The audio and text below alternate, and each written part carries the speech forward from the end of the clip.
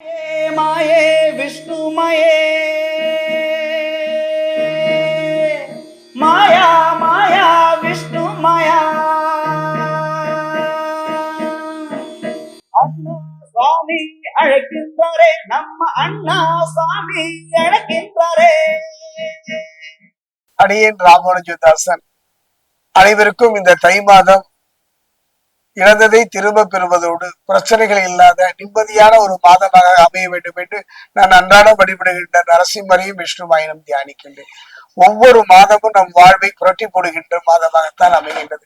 ஒவ்வொரு கட்டம் என்று சொல்வார்கள், ஒவ்வொரு காலம் என்று சொல்வார்கள். அந்த வகையில இந்த தை மாதம் எவ்வாறு இருக்கும் என்பதை இப்ப நம்ம சோழி பிரசனத்துல பார்க்க போறோம். அதே நேரம் இந்த தை மாதத்தில் 2 கிரகங்களுடைய பயிற்சியையும் நாம் சந்திக்க போகின்றோம். அந்த கிரகன் பாத்தீங்கன்னா ஆத்மகாரகன், பிதுகாரகன் என்று சொல்லக்கூடிய சூரியன், கலத்திரகாரகன் என்று சொல்லக்கூடிய சுக்கிரன். இந்த கிரகனுடைய பயிற்சியை வைத்து இந்த தை மாதம் முழுவதையும் நான் சொல்ல போகின்றேன்.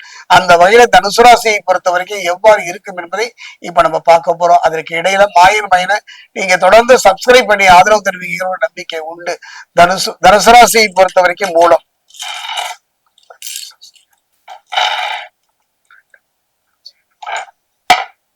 தனுசு ராசியை பொறுத்த வரைக்கும் போராடும்,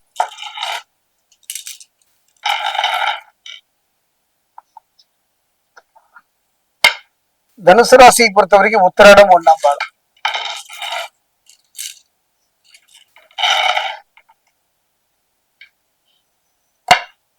தனுராசி அன்பர்களே, நவ கிரகங்களும் எந்த காலத்திலும் உங்களுக்கு ஒரு காலத்திலுமே ஒரு கிரகம் ஒத்துழைத்தால் இன்னொரு கிரகம் ஒத்துழைக்க மறுக்கின்ற ஒரு காலகட்டம் தான்.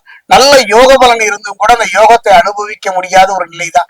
நல்ல வேலை, நல்ல திருமண வாழ்வு, நல்ல மழலை செல்வம் இருந்தாலும் கூட அதனால ஏதோ ஒரு விதத்துல ஒரு பிரச்சனையை சந்தித்தே வந்தவங்க வாழ்க்கையில இந்த தை மாதம் எவ்வாறு இருக்கும் என்பதை பார்ப்பதற்கு முன் தை பிறந்தால் வழி பிறக்கும் என்பார்கள். என்னுடைய அனுபவத்துல இந்த சோழி பிரசன்னத்துல பாத்தீங்கன்னா தனுசு ராசிக்கு வழி பிறந்து விட்டது என்றுதான் நான் சொல்லுவேன். அந்த வகையில் தனுசு ராசிக்காரர்களை பொறுத்த வரைக்கும் நீண்ட நாள் திருமணத்திற்கு காத்திருந்தவர்களுக்கு ஒரு நல்ல ஒரு திருமண யோகம், அரசு துறை வேலைக்கு காத்திருந்தவர்களுக்கும் அரசு துறையில ஒரு நல்ல ஆதாயம் பெறக்கூடிய சூழ்நிலையை செவ்வாய் அமைத்து தருகிறார். அதே நேரம் 7ஆம் இடத்தில் அமர்ந்த குரு சுபகாரியங்களை நிகழ்த்தி வைப்பார்.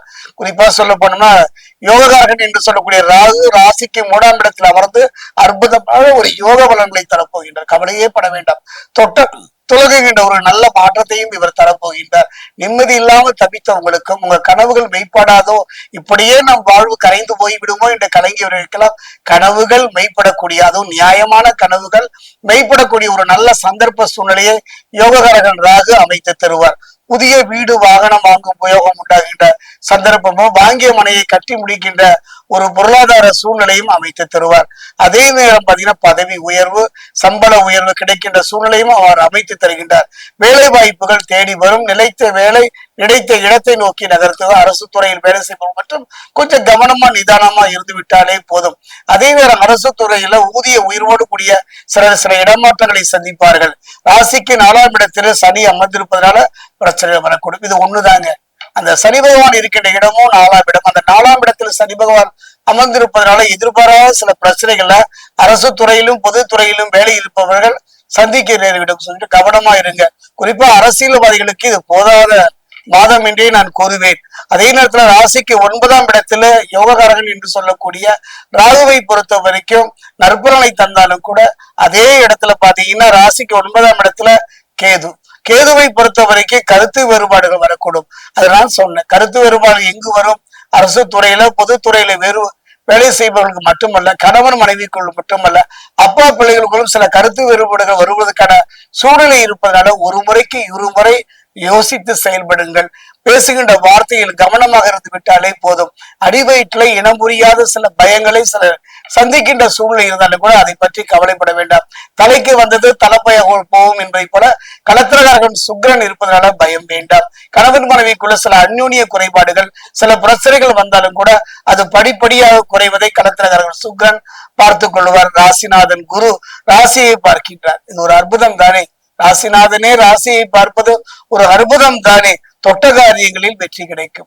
நீங்கள் எடுக்கின்ற முயற்சியில எத்தனையோ பிரச்சனைகளை சந்தித்தீர்கள், எத்தனையோ வேதனைகளையும் அவமானங்களையும் சந்தித்தீர்கள். அந்த நிலை மாறுவதை நீங்கள் படிப்படியாக மாறலாம். அதுதான் ராசிநாதன் ராசியை பார்ப்பது. அந்த வகையில் பார்க்கும்போது எதிரிகள் நேரில் வருகின்ற எதிரிகளை விட மறைமுக எதிரிகளையும் உங்களை விட்டு படிப்படியாக விலகுவதை நீங்கள் பார்க்கலாம். நல்ல செய்திகள் வந்த வண்ணமாகவே இருக்கும்.